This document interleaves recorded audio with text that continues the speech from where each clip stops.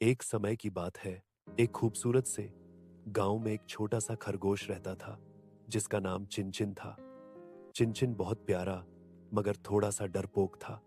वह हर नई चीज से घबरा जाता था। एक दिन चिनचिन जंगल में गाजर ढूंढने गया। रास्ते में उसे एक बड़ी सी आवाज सुनाई दी। धड़ाम! चिनचिन डर के मारे एक झाड़ी के पीछे छिप गया। उसने सोचा, जरूर कोई भयानक जानवर होगा। थोड़ी देर बाद उसने हिम्मत की और धीरे धीरे झाड़ी के पीछे से झांका। वहां उसने देखा कि एक छोटा सा कछुआ उल्टा पड़ा था। दरअसल वही गिरा था और आवाज आई थी। चिनचिन फौरन बाहर आया और कहने लगा, अरे दोस्त, क्या तुम ठीक हो? कछुए ने धीरे से कहा, मैं ठीक हूं, बस उलट गया हूं।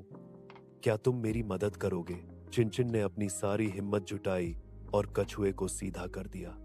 कछुआ बहुत खुश हुआ और बोला, तुम बहुत बहादुर हो। चिनचिन हैरान हुआ। मैं बहादुर?